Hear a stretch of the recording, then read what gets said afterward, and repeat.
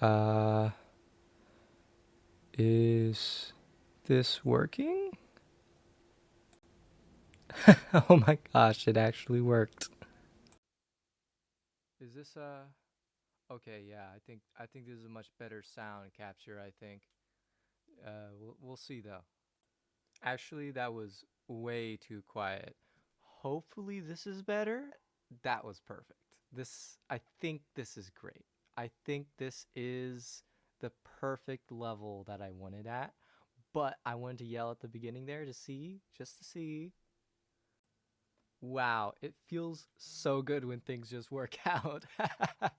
Well, anyway, this mic quality is actually way better than what I was expecting. This is great. I am excited for my first YouTube video. After years of watching retards on the internet, I can finally become one myself. This is awesome. Yeah, but but jokes aside, as this being like my first YouTube video, I want it to be kind of about an important topic, one that's understandable but not too complicated, I guess. Is something that won't take a lot of effort for me to speak about or for you to understand. Yeah, that's it. That's what it is. Um, so I wanted to make this about the soul because like the soul as a concept is a really misunderstood idea in modern media and like just you know culture as a whole. People don't really understand what a soul is anymore. They kind of just speak about it like from the heart or something, but not from the mind. So I wanted to kind of for this first YouTube video talk about that. First off, let's talk about the misconceptions within sort of the Christian community about what a soul is. So, for a long time, people thought the soul was like what makes you who you are. But once we, had a greater idea, a greater scientific understanding of the world around us, we realized that the interaction between our neurons is really what makes us who we as people are, not some metaphysical element. So that really um, kind of uh, made it hard for people to get, with the concept of well, there is a soul and there is a God because like the consensus around what a soul was broken. But um, I've done some more studying and research about the Bible and what it says in there, and in uh, Genesis, it it talks about when God is creating us, and it it says first he when he was creating Adam that he took the earth and made him, and then God breathed his breath into Adam's lungs, and Adam came alive. So in the Bible, Adam was Adam before uh, God breathed his breath into him. He was already created. Breathing God's breath into Adam didn't make Adam Adam.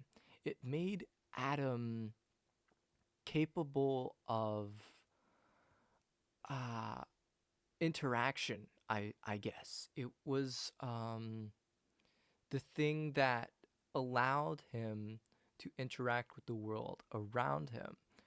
Which then, if we look at what God's power is represented through in the Bible, which is light, that makes a lot of sense because our neurons and most of our uh, receptors all of our receptors in our body use electronic signals in the form of light to communicate with each other, um, either as electric signals or just actual light signals themselves.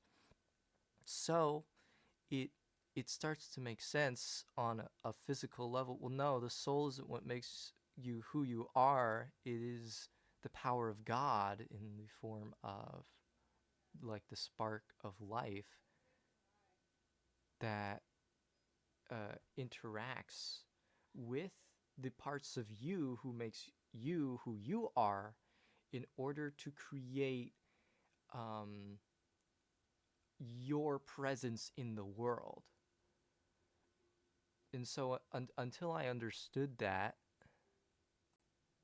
it was very difficult for me to fully believe in and submit to God.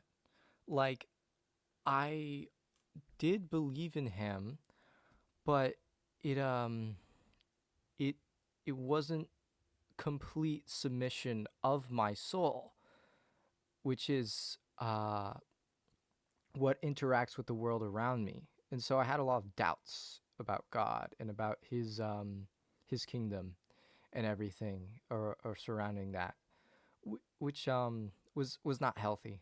Uh, and that leads me to sort of the atheistic view, is that because of this misunderstanding of what the soul is, that means that there is no soul, and that everything is through the physical realm, that nothing in the metaphysical or the spiritual realm matters. And that's in of itself problematic, because when you start to think about it in terms of like what the metaphysical actually is and what it represents within culture, within society, it's essentially allegory, because fiction and allegory, they don't actually exist. uh, they only exist in our minds. But through understanding them, through communicating about them, I guess, in a more spiritually sound way, we can actually understand the physical world and the physical society we live in better. And when we lose that, what results is depravity. I just look at, the LGBTQ movement. Like, they are depraved, and they use not necessarily science, but the lack of the existence of a soul in order to justify their depravity. They're like, well, this can't affect me spiritually because spirit, spirit, spirit, blah, blah, blah, spirituality, spirituality, spirituality, spirituality. Why can't I speak? You know the word I'm saying, okay? Spirit, I'm not even gonna say it. It doesn't exist. Spirituality, I'm just, fuck. It doesn't exist. And that leads to, things like the furry community and just general depravity. And it's not necessarily that the things themselves are bad, but the spiritual interaction with those things that people normally have is very hurtful to the soul. And so when you deny the soul's existence, like many atheists do, it creates this harm, this societal um, evil within society, and that can lead to many horrible things. Um, Hitler was one of them, actually. Even though he justified his murders through Christianity, he didn't think the thing he didn't think about the soul in the sense of the metaphysical. He thought about the soul in the sense of only the physical. And that's how he justified his murder of, like, not people he viewed as lesser than him, because, well, if genetics is inherited and there is no soul that can be changed, then the only way to save society from the people who wish to destroy it is to kill them. Like, logically speaking, that is the only way. So if you stop believing in the soul, then either one, you believe you need to genocide the people who you believe are destroying society, or you yourself engage with acts of depravity because it doesn't actually lead to any negative consequences within the real world or within your own soul, because souls don't exist. So that's the misconception of the atheist viewpoint. And it both of those misconceptions lead to this world now that we live in, which is incredibly hurt and dying everywhere, in third world countries, in second world countries, and first world countries. Our societies are all dying because of this. It's not because of any economic system. It's not because of any particular ideology necessarily. It is just because of this misconception about spirituality and its presence in society that is causing this. Now, that isn't to say that if you fix this misconception, everything will return to normal. No, that's not how this works.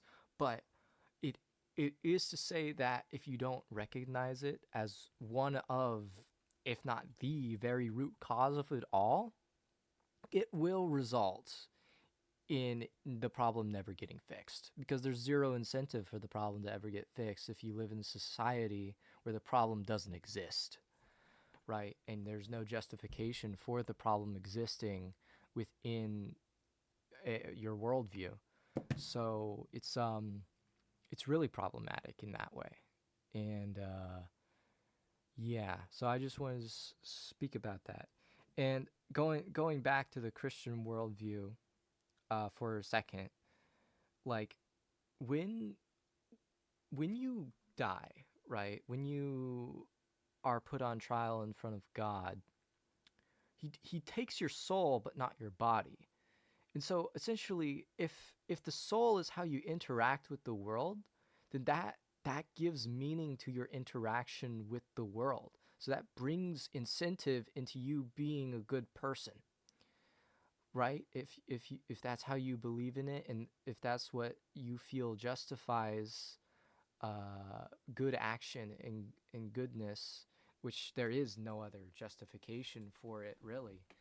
There there is like other justifications technically, but they all stem from this one justification of culture and society and how peoples interact. Which, if if you think about it in terms of religious capacity, that's just the soul interacting with the world. Technically speaking, it's the soul of civilization, and which is just the soul of many different peoples. And so um, it it is the incentive for people to be good. And if people don't have that incentive anymore, well, then people aren't going to be good. They're going to be evil, and they're going to cause evil in society. Which is why now there's a bunch of Christians who are like, oh, on the side of gay marriage, because they don't believe that the sin actually causes evil. They just believe, oh, well, it yeah, my soul is the only thing that matters because they don't have a soul, and technically speaking, I don't even have a soul. It's just God. It's just he is the only being that matters in this equation. And that's just not true, because like how you display yourself and how you interact with the world, that is who you will be when you go to heaven, because it's your soul that goes to heaven, not your body, not who you are inside of you. So if what you display is sin, and you support sin, then you technically speaking, to its logical end, you won't go to heaven. And I feel like that's a big misconception that Christians have about the existence of the soul now, since they've also been inundated with this belief that the soul doesn't exist. So anyway, that's a bit of a less complex idea that I wanted to get out there. Probably not going to even put any images or anything into this video, since it's a first one, and what really matters is my words, not what's on the screen. So yeah, thank you for watching. Like, share, subscribe, whatever bullshit that people say. Peace.